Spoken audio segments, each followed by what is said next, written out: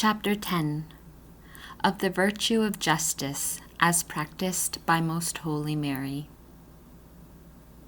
The great virtue of justice is most necessary for the exercise of the love of God and man, and therefore also for all human conversation and intercourse. It is a habit by which the will is urged to give to each one what belongs to him, and its object matter is the just and equitable dealing which must be observed toward God. And as there are so many occasions in which man can exercise or violate this equity, and in so many different ways, the range of application of this virtue is very wide and diffused, and there are many different species or kinds of justice. In as far as it concerns the public and common good, it is called legal justice. In so far as it influences all the other virtues, it is called a general virtue, although it does not partake of the nature of the rest. In so far, however, as justice is employed for one determined object and by individuals to preserve the rights of each, it is called particular or special justice.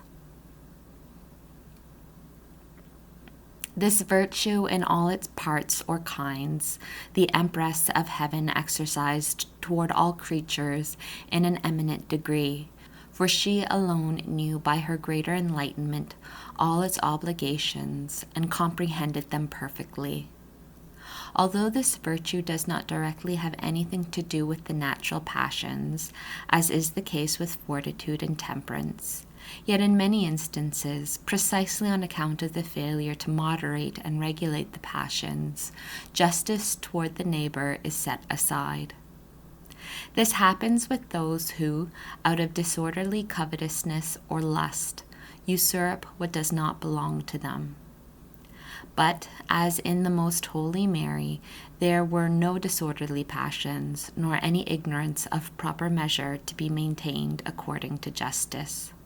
She fulfilled all justice toward each person, and showed the way of justice to all who were privileged to hear from her mouth the words and doctrine of eternal life.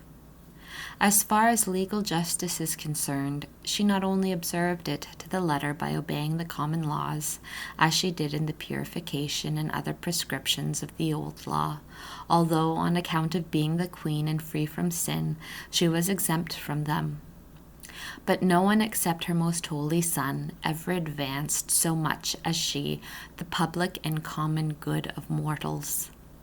For toward this end she directed all her virtues and operations, earning thereby the divine mercy for mankind and benefiting her neighbor in many other ways.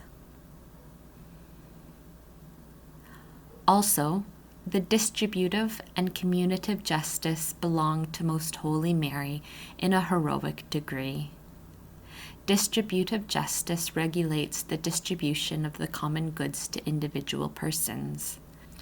This justice Her Highness observed in many affairs, which were left to her authority and management in the primitive church, as for instance in the distribution of the common property for the sustenance and other necessities of each person. Although she never distributed money, for that she never handled, yet she gave her orders and at other times her counsel for its just application. On these and similar occasions she always acted up to strict equity and justice, according to the necessities and the circumstances of each one's condition.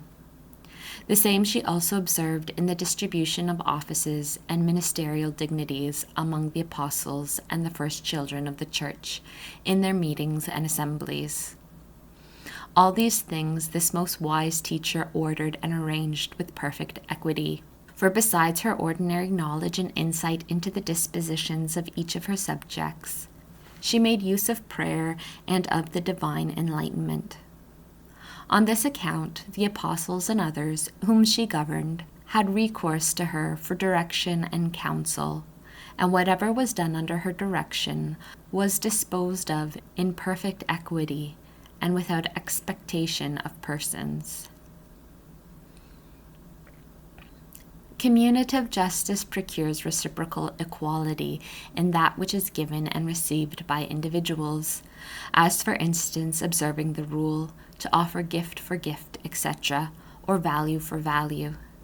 This kind of justice the Queen of Heaven had fewer opportunities of exercising than other virtues, for she never bought or sold anything for herself.